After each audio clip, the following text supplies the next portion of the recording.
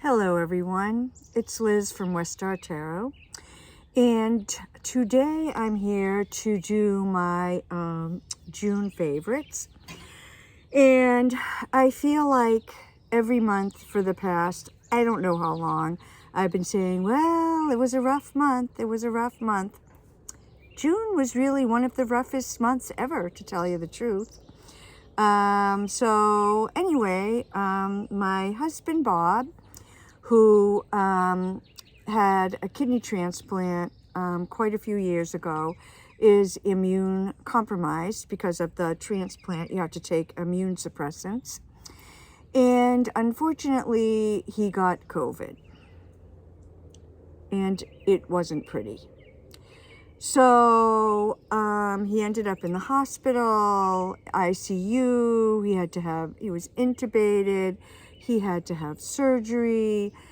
He almost died. But now he's getting ready to be discharged from the hospital 3 weeks later, and we'll be going to rehab for a couple weeks. So I live on Cape Cod, and our hospitals here are, community hospitals. He's too complicated a case.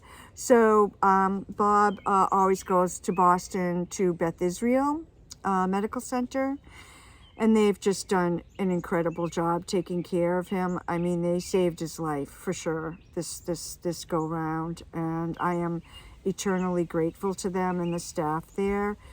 I couldn't go visit him because he had COVID for the first 8 or so days, and then finally I was able to go up, but it's a 2-hour ride, and it was a lot. But he's doing better, and he's turned the corner, and I am grateful for that. And then this past Monday, which was the 4th of July, I don't really celebrate the 4th of July because this country is fucking a mess, and it truly has been forever, really. I mean, I kind of laugh when you hear people say the greatest country in the world ever, the greatest country ever, and I think, really? A country that was formed on genocide and slavery. How could that be the greatest country in the world? Think about it.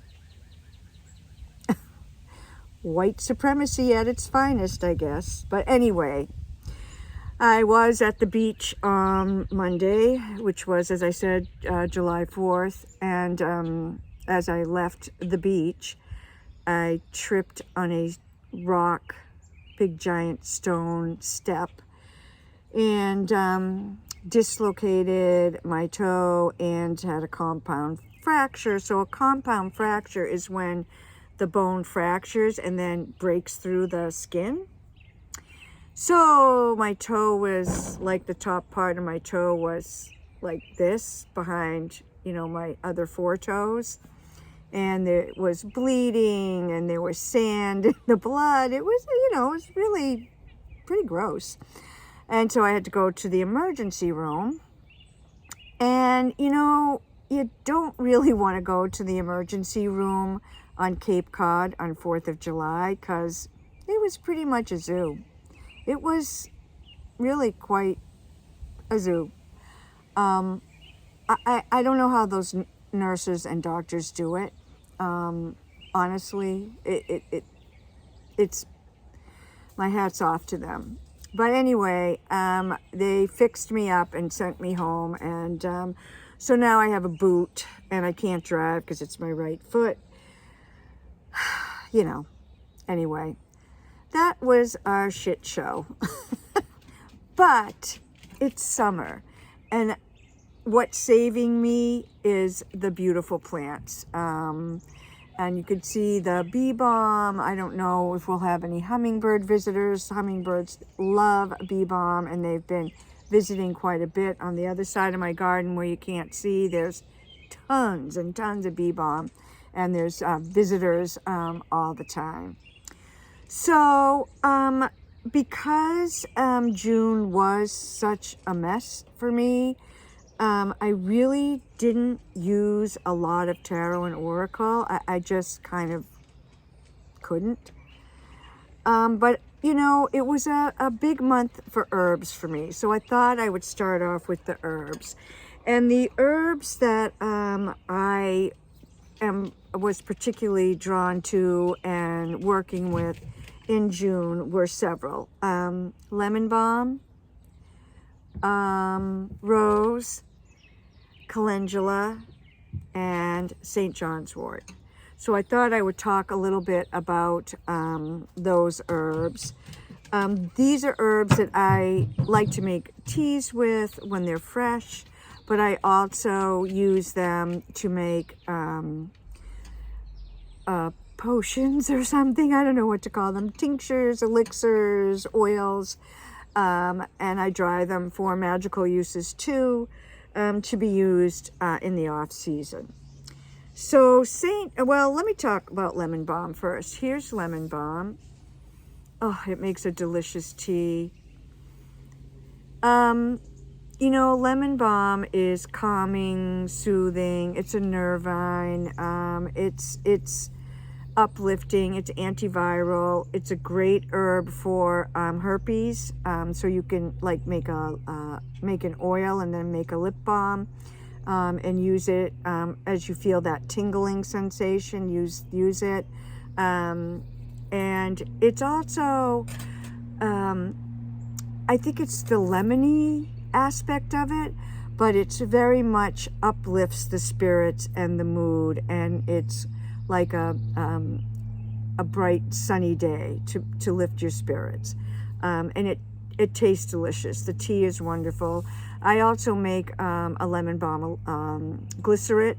So I cut the lemon balm, chop, and put it in vegetable glycerin, let it soak or infuse for 6 to 8 weeks, strain it, and then you get this lovely, delicious tasting elixir. And I take it straight, or I mix it in with teas, or you know, in with like some soda water or regular water, whatever. So this was and will continue to be an herb that I've been using. Here I have some, I don't know if you can see it, some dried rose petals. Mainly what I've been doing with the rose petals is harvesting them and making rose petal elixir. I have several jars of that, infusing and ready to go. Well, nope, not yet. Another probably 4 weeks maybe before it's ready to be strained off. I do have quite a few folks who like to purchase that from me. And, you know, I've already got people kind of lining up for the orders because I'm a small batch herbalist, so I only make so much. Not like I make buckets of it. And I like to save some for myself and my family. So anyway, rose, and then calendula. I make an oil with calendula. This is from last year. Left over. I haven't used it. I'm going to make a salve, a wound healing salve with this oil. And then my beloved St. John's wort. I like to pick this on the summer solstice. Some years around here, it's actually not in bloom on the solstice. And so that's kind of a bummer, because it is said that when you pick St. John's wort on the summer solstice, the magical powers are even stronger than normal. So I always try to pick, in fact, here's some that I dried that I picked on the solstice. And I will use that in magical workings because it's, even more powerful because I picked it on the summer solstice. So St. John's wort, it's incredible. It's neuro-restorative. So it's a really good herb to use for any kind of when there's nerve damage or nerve inflammation, so like sciatica, shingles, that kind of thing. And the magical thing about St. John's wort, so here it is. It's yellow, it's in flower, but this is what it looks like when you infuse it in the oil. I don't know if you can see, it's red, deep red. Here's a tincture. So the oil is in olive oil and the tincture is in vodka. Look how beautiful and ruby red it is. But the flower is yellow. So to me, it's so magical that a yellow flower makes a red tincture and a red oil. I'm going to show you why. So I'm just going to pinch the blossom here. Can you see? It turns this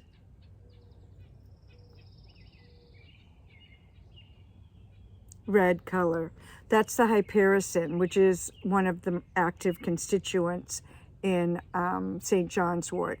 So St. John's wort is called, the Latin binomial is Hypericum perforatum, and it's called perforatum. I don't know if you're going to be able to see this on the camera. Anyway, the leaf has perforations in it, and so that's the perforatum, and then the other part of the name comes from the active constituent hypericin. It's anti-inflammatory. As I said, it's heals nerve damage and inflamed nerves. It's antiviral, it's antifungal, antimicrobial, antibacterial, antidepressant. I mean, the list goes on and on and on. Plus, as I said, it has such wonderful magical properties. This is the one of the jars. So the other one was from last year, and it's already been strained off. This is from this year, so you can see. You chop up I use scissors, and I chop up the flowering top, so like this whole thing would get chopped up and put in the jar. And again, we want it to set for 6 to 8 weeks while it infuses. This is started on the solstice, so about 2 weeks ago. And you can see it's already starting to turn red. So those are my herbs that I'm working with. I do have, let's see, one more herb I wanted to talk about. It's not really so much an herb as it is a plant. Here we are. Bee balm. So I pulled from the Soulflower Plant Spirit Oracle, and on the solstice. So I'll keep this card out on my altar from solstice to Lughnasadh, and bee balm. And I just loved that I got bee balm, because as you can see right behind me, bee balm is flowering now, and this is bee balm's time of year. And Lisa Estabrook, whose deck this is, the key word is vibrance. And it is that beautiful red. It's not so reflective in the art on this card, but you can see it behind me. It's just this beautiful, bright crimson red color. So those are my herbs. And I brought this picture out. I meant to show it when I was talking about Bob, but I forgot. So here it is now. There's Bob with our daughter, Naomi. Naomi is now 31, so you could see how old this picture is. But that's my King of Wands. He has such a fiery spirit, and I swear that's how he survived COVID, was because he's just this big King of Wands, Leo rising, energy. And I think that gave him the will and the spark to survive a really pretty intense illness. Anyway, I digress. So, you know, I always pull a weaver every month, and my weaver for June was Silence, the Hollowing Woman. She restores the grace of protecting veils. So this is from the Weaver's Oracle by Carolyn Hillier. And I have talked about this deck a lot. It's one of my absolute favorite oracle decks. And every month I pull a new weaver, and she goes front and center on my altar and stays there for the month. And I actually, in retrospect, thought this was a pretty good weaver for my month of June, because I really did feel like I was in silence. I was enshrouded in silence. I was kind of so stressed out that, I don't know. Anyway, this weaver really took care of me and guided me and protected me through the month of June and inspired me. So that is my June weaver and my June, well, not June, but summer solstice Talamis plant spirit. So decks I used. I didn't really do a lot with tarot and oracle this month because, as I said, you know, it was just kind of a shit show. But one deck that I always use, no matter what, is my beloved Living Wheel Astrology Oracle by Patrick Fogarty. This one is so beat up because when before the pandemic, when I was traveling for work, this deck came with me whenever I went on the road for work, and that was at least once a month. I would be gone for a week, and I would always, as soon as I got to my hotel room, I would pull out the sun card and whatever sign the sun was in. So of course now we're in Cancer, and this is what the card is supposed to look like, but look how faded it is. I recently got a second deck, a second Living Wheel deck, but I'm going to leave these out because they're already faded. And then I pull out the moon, so this is where we're at now. Waxing in Scorpio. And then I pull out the earth, and this is another faded one. The green is completely gone. And this is the summer solstice. So Patrick has painted 8 seasonal cards for the 8 Sabbats. So this is the summer solstice card. So right now on my altar, this is what we've got. These, oops. I have a certain order I like to put them in. It's my Virgo rising, you know. There we go.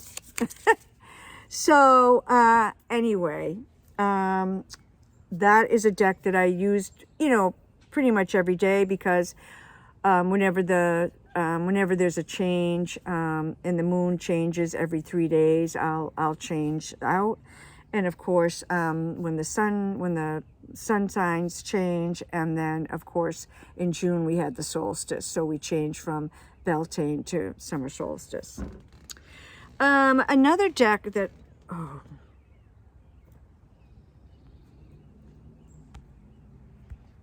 I'm really bummed because, okay, you guys are going to just have to hold on for 1 minute while I go get my other deck that I dropped and forgot to pick up.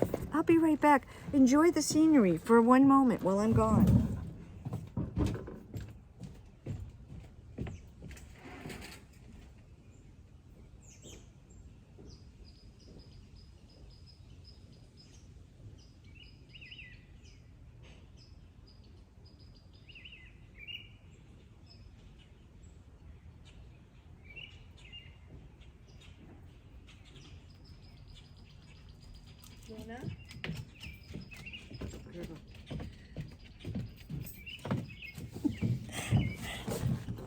that was professional, huh?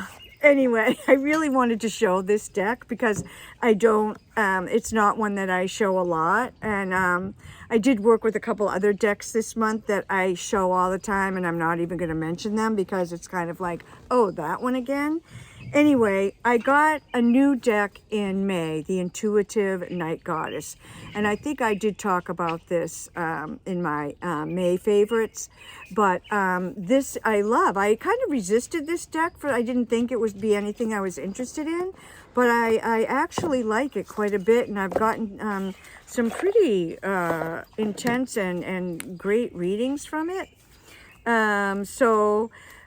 Anyway, I was using this, so here's what the cards look like. It's, you know, it's got black background. It's colorful though, the art itself. She has, it's Lindsay Silverman is the creator. So she has renamed a lot of the majors. Let's see if we're coming up with any. Oh, no, Empress. No, look at this star. Oh my gosh. Magnificent. So she's renamed the court cards. Look at this. You know, it's got this black background and these black backs. But look at how doesn't that look lovely together? This is just a stunning death card. That is a major she did not rename. I'm trying to find, here we go. So the Lovers is changed to the Wayfarer. Queen of Cups. The court cards are Nymph, Warrior, Queen, and Spirit. So this is the Spirit of Swords. I love this High Priestess. Trying to see here. Universe. And then this is Temperance, but it's called Meditation. And then I love this idea for the Chariot. Freedom. Works, right?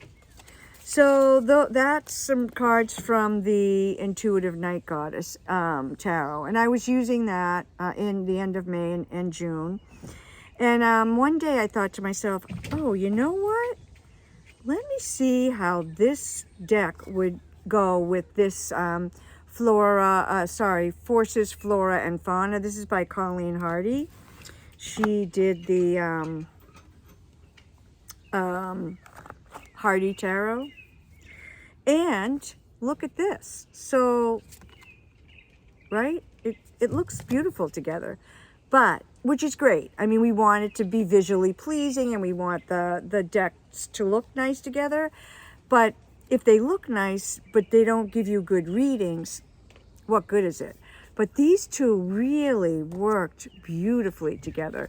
So this is Forces, Flora, and Fauna. So there's plants, animals, and then there's things like the sea and the wind and fire and air and so forth.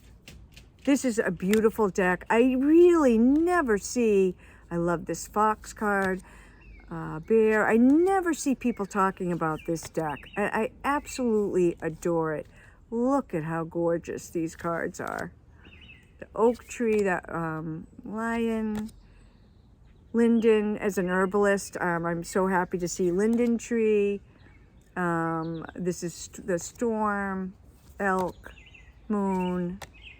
I mean, it's just a stunning, oh, this is one of my favorite. Look at that card. It's moss. Oh, I mean, it just makes my heart happy, this deck. It's just so gorgeous. So, anyway, I did use those two decks together and they really looked beautiful and worked beautifully together as well.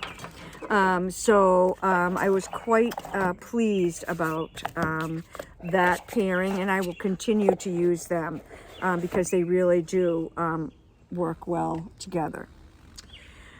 Another deck that I got in May is this Wisdom of the Divine Feminine. And I've played around with it a little bit, but I still have a long way to go to get to know the deck. So one of the things that has happened, so today is Friday, and I broke my toe on Monday, and I have been, and since, you know, my partner isn't here and can't help out because he's in the hospital himself, I have to rely on the kindness of others. And I'm an Aries sun, so I'm kind of independent, and apparently I don't like to ask for help. I have trouble asking for help and receiving help.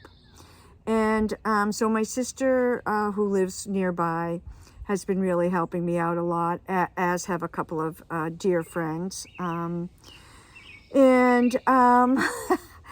So anyway, it's hard. And like I'm like, oh no, no, it's okay. Don't help me. So I think this is a lesson that I'm learning from being laid up and not being able to drive, is that I have to ask for help. These are people that I would help in the blink of an eye. So, Anyway, today I pulled a card and I just said, what do I need to hear today, or what lesson is there for me today? And this is the card I got from the Divine Feminine, a Wisdom of the Divine Feminine. Receiving. So I'm just going to read from the guidebook. I open to receive support, guidance, and nourishment. I allow myself to receive, knowing it is for my highest good. So this is the part that I think is interesting, and I think that it also relates to my anti-USA sentiments, and I'll explain. So collective importance has been placed upon independence. In many ways, subtle shame has been imparted on the act of receiving. Yes, I actually feel shameful or shamed that I can't do it on my own right now. I have to accept help. I mean, come on. With that, practicing the art of receiving hasn't been as much of a priority for many people so much as meeting all of our needs within ourselves and giving when we are able. We are meant to be in community and relationship with one another, a holy interdependence and reciprocity that thrives on the sacred balance of giving and receiving. Giving and receiving go hand in hand, and when we give, we open channels of receiving, and I would say vice versa. So this card I thought was pulled at the perfect time, because I, as I said, have been having a really hard time not only asking for help, but receiving the help. And my sister keeps rolling her eyes like, Liz, come on, what is your problem? So this is a big life lesson for me, and I think it's one that many of us need to contemplate. When we live interdependently and intersectionally, when we support each other, so just different segments of our culture, of our population, are disenfranchised. But if we don't come together in interdependence and intersectionally, we're never going to overcome and change things to a better world. So this is a big lesson for many of us.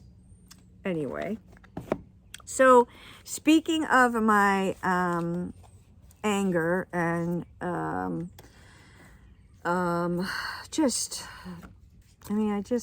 it's just one thing after another here, and it has been forever and a day. It's not like, all of a sudden it's like, oh, wow, Roe versus Wade got overturned. I'm so surprised. Well, I'm not surprised. And as a middle-class white woman, I've always been able to access legal abortion services because I, lived in an area where there were clinics and I could afford to pay for an abortion. I have always worked in women's health. I have a bachelor's degree in social work and a master's in public health. And so I've always worked in public health, and particularly maternal child health programs like family planning, WIC, and different Baby Friendly USA, which does lactation support. So this is nothing new to me.